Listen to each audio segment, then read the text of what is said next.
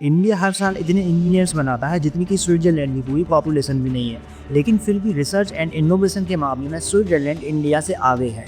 आज़ादी के बाद से अब तक भारत ने साइंस के क्षेत्र में एक भी नोबेल प्राइज नहीं जीता, वहीं अमेरिका 100 से ज़्यादा जीत चुका है। एएसईआर की एक रिपोर्ट बताती है कि 83% से भी ज़्यादा पढ़े लिखे इंडियन जॉब के काबिल ही नहीं है, वरना कोई स्किल्स ही नहीं है। और जब बात आती है सुंदर पिचाई और सत्य नरेला की, तो उन्होंने भी अपनी एजुकेशन इंडिया के बाहर से ही की है। देखो, ये जो हमारा एजुकेशन सिस्टम ऐसा है, इसको समझने के लिए हमें थोड़ा सा पीछे जाना पड़ेगा। लेकिन वीडियो में आगे बढ़ने से पहले मेरी आपसे एक रिक्वेस्ट है कि इंस्टाग्राम पर 1 घंटे रील्स स्क्रॉल करने से अच्छा है कि आप ये 5 मिनट का वीडियो देखो, आपको काफी कुछ सीखने को मिलेगा।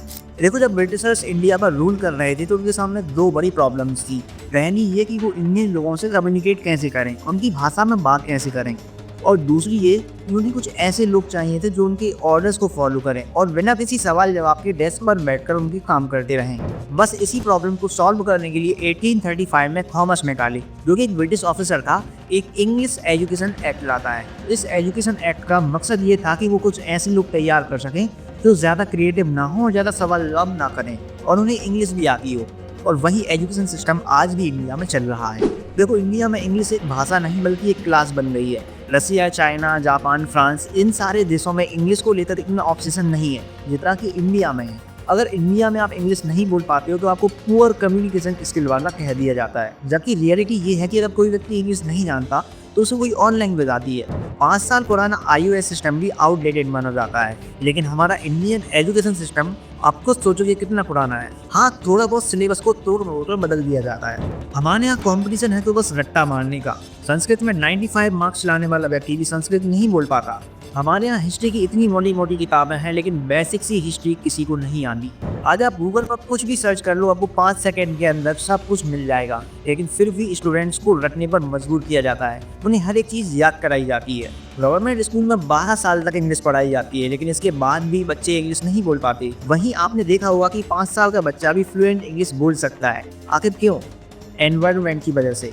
हमें अक्सर स्कूलों में पढ़ाया जाता है a+b का होल स्क्वायर बराबर होता है a² + b² + 2ab।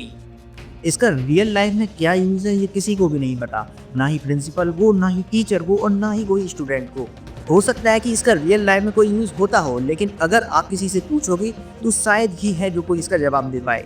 हाँ, अगर आपने 2ab की जगह 4ab बोल दिया तो 4 लोग हंसने के लिए ज़रूर तैयार हो जाएंगे। जो बच्चे हर एग्जाम में टॉप करते हैं वो आगे आगे क्रम्बल कर जाते हैं। सबको एक जैसा सिलेबस पढ़ाया जाता है, चाहे उनका इंटरेस्ट अलग हो, चाहे उनकी स्किल्स अलग हो, किसी को फर्क ही नहीं पड़ता। अगर हम एक फिश, लॉयन, स्नैक और एलिफेंट को एक लाइन में खड़ा करो और उनसे एक पेड़ पर चढ़ने के लिए कहो, तो उनको तो यही लगेगा ना कि वो किसी काम के लायक ही नहीं है। द्रोणाचार्य ने भी सभी कौरवों और पांडवों को उनकी स्किल्स के हिसाब से ट्रेनिंग दी, सबको एक जैसा नहीं पढ़ाया। लेकिन आज साइंस सबसे ऊपर है, उसके बाद कॉमर्स, और फिर आता है आर्ट्स, जिसकी तो कोई वैल्यू ही नहीं है। आर्ट्स लेने वालों को कुछ भी नहीं समझा जाता। कॉलेज में अगर कोई एक्स्ट्रा सब्जेक्ट भी हो तो पेरेंट्स एग्री नहीं करती। ऑप्शन आएंगे कहाँ से यार? बचपन से ही तो ट्रेनिंग शुरू हो जाती है। पेरेंट्स, रिलेटिव, सोसाइटी ये सब बोलते हैं कि अच्छे मार्क्स लाओ, अच्छी जॉब लगाओ, फिर सब सक्सेसफुल है, सब सेट है। और बस इसीलिए स्टूडेंट अपने सपने छोड़कर, अपनी क्रिएटिविटी छोड़कर जॉब के पीछे पड़ जाते हैं, अच्छे मार्क्स लाने के पीछे पड़ जाते हैं। अगर अच्छी जॉब मिल गई तो बस दूसरों को नीचा दिखाओ, और अगर नहीं मिली तो खुद की नज़रों में ही गिर जाओ। सोचो, धीरूभाई अंबानी, आमिर खान, नरेंद्र मोदी, विराट कोहली, जिनको भी आप सक्सेसफुल मानते हो, क्या लगता है इन सब ने भी इंडिया से ही एजुकेशन ली है? नहीं, इन्होंने खुद प्रैक्टिस की, खुद की स्किल्स के दम पर यहाँ तक पहुँचे। अगर आप एक कंपनी के सीईओ को उसकी ही कंपनी के हर डिपार्टमेंट का इंटरव्यू देने को कहोगे तो वो आधे से ज़्यादा डिपार्टमेंट के इंटरव्यू को क्वालिफाई करने में फेल हो जाएगा, लेकिन फिर भी वो एक पूरी कंपनी चला सकता है क्योंकि उसके पास स्किल्स हैं। तो फिर आखिर स्किल्स की बात क्यों नहीं होती? हम अपनी ज़िंदगी का 25% हिस्सा ऐसे सिस्टम में लगा देते हैं जो हमें दूसरों के लिए काम करने के लिए रेडी करता है, और वो लोग जिनके लिए हम काम करते हैं वो खुद कम पढ़े लिखे होते हैं। अगर इंडिया की एजुकेशन सिस्टम इतनी ही अच्छी है तो फिर हर नेता अपने बच्चों को पढ़ने के लिए बाहर क्यों भेजता है? क्या होगी एक ऐसा कानून आए कि जो नेता जिस एरिया से इलेक्शन जीता है उसके बच्चों को वहाँ के सरकारी स्कूलों में पढ़ना जरूरी हो जाए, कंपलसरी हो जाए, तभी ये सिस्टम सुधरेगा। इसके अलावा मुझे कोई दूसरा ऑप्शन नहीं दिखता। उत्तर प्रदेश में 368 पीयू की जॉब के लिए 25 लाख से भी ज्यादा लोगों ने अप्लाई किया था, जिसमें post graduate, PhD, graduate, engineers ये सब शामिल थे। जबकि पीयून की उस जॉब के लिए मिनिमम क्वालिफिकेशन 5वीं पास थे। और कई लोग ऐसे भी हैं जो 5 से 6 साल तक कोई भी गवर्नमेंट जॉब के पीछे पड़े रहते हैं। कारण ये कि गवर्नमेंट जॉब सिक्योर है, काम करो या ना करो, जॉब पर जाओ या ना जाओ, निकालेंगे नहीं। हमारा एजुकेशन सिस्टम हमें वो कॉन्फिडेंस दे ही नहीं पाता कि हम अपनी स्किल्स के दम पर कुछ कर सकें। पिछले कई सालों में टेक्नोलॉजी इतनी बदल गई है और आने वाले सालों में भी टेक्नोलॉजी इतनी बदल जाएगी कि आज हम जो पढ़ रहे हैं हमें वो रेलेवेंट ही ना लगे। Digital marketing, SEO, cloud computing, artificial intelligence, ये सब पहले नहीं था, लेकिन आज हर जगह सब यही है।